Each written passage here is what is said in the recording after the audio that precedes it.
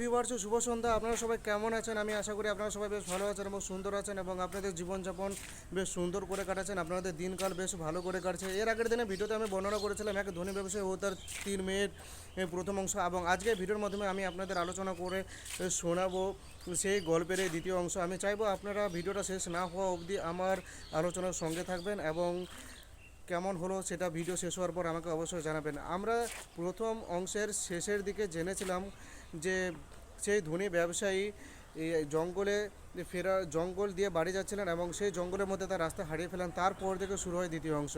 সেই জঙ্গলের মধ্যে দিয়ে যাওয়ার সময় ধনী ব্যবসায়ী যখন রাস্তা হারিয়ে ফেলে তখন তিনি রাতটা ভালো করে কাটানোর জন্য একটা আশ্রয় খুঁজতে থাকে এবং আশ্রয় যখন খুঁজতে থাকে ঠিক সেই সময় একটা খুঁজতে খুঁজতে একটা বিশাল বড় প্রাসাদের সম্মুখীন হয় সেই ধনী ব্যবসায়ী এবং সিদ্ধান্ত নেয় যে সেই প্রাসাদের মধ্যে যাতে রাতটা কাটাবেন। তিনি প্রাসাদে প্রবেশ করেন এবং প্রাসাদে প্রবেশ করার সাথে সাথে তিনি দেখতে পান যে প্রাসাদের ভিতরে প্রচুর টেবিল রয়েছে এবং টেবিলের ওপর প্রচুর খাবার রয়েছে, প্রচুর ফল রয়েছে এবং তার মনে হয় যে এই প্রাসাদের মালিক মনে হচ্ছে তার জন্যই সব কিছু সাজিয়ে গুছিয়ে রেখেছিলেন।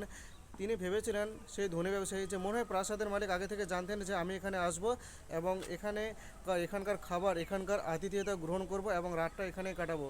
তিনি রাত কাটানোর পর যখন সকালে বেরোন, সকালে যে বাড়ির উদ্দেশ্যে সেই ধনী ব্যবসায়ী রওনা দিবেন ঠিক তখন তার চোখে পড়ে একটা ফুলের বাগান। আর ফুলের বাগানটা দেখার সাথে সাথে তার মনে পড়ে যে তার ছোট মেয়ে বেল চেয়েছিলেন যাতে তিনি শহর থেকে ফেরার আগে এমন একটা গোলাপ ফুল নিয়ে আসেন যে গোলাপ ফুল এই দেশের কোনো অংশে জন্মায়নি।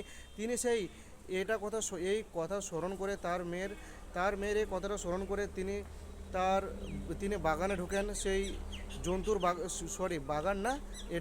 ফুলের বাগানে ঢুকেন এবং সেই বাগানে যখন ঢুকেন ফুলটা যেই তুলতে যাবেন সেই গোলাপ ফুলটা সাথে সাথে একটা বিশাল বড় জন্তু সেই ব্যবসায়ীর সামনে হাজির হয় এবং তাকে বলেন যে তুই গত রাতে আশ্রয়হীন ছিলি, তোর খাবার ছিল না, তোর ঘুমানোর জায়গা ছিল না, আমি তোকে খাবার দিয়েছি, ঘুমানোর জায়গা দিয়েছি, আমি তোকে আরাম দিয়েছি, আর তুই সেসব গ্রহণ করার পর আমার এই যে পজেশন, আমার যে সুন্দর গোলাপ তুই এটা তুলিস, তুই কীভাবে তুলিস, তুই কী করে করতে পারিস, তুই তোর এরকম আচার আচরণের জন্য মারা পড়বি, তোকে মরতে হবে।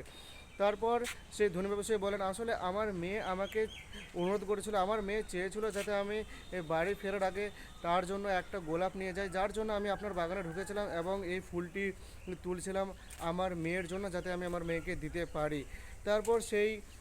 তারপর সেই জন্তুটি বলল আচ্ছা ঠিক আছে, আপনি চাইলে পরে গোলাপটা নিয়ে যেতে পারেন, তবে আপনাকে আমার এই দুর্গে ক্যাসেলে ফিরে আসতে হবে, নইলে পরে আপনার মেয়ে যে বেল তাকে এখানে আসতে হবে এবং আমার সাথে থাকতে হবে।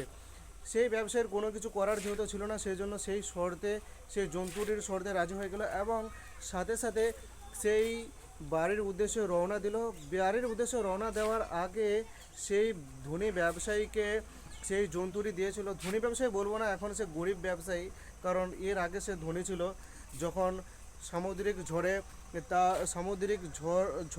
ঝড়ের সম্মুখীন হওয়ার আগে তার কাছে সব কিছু ছিল। এখন সামুদ্রিক ঝড়ে সে যখন সব কিছু হারিয়ে দিয়েছে তো তার তো এখন কোনো কিছু নেই না, কাজে সে এখন গরিব শুধু ব্যবসায়ী।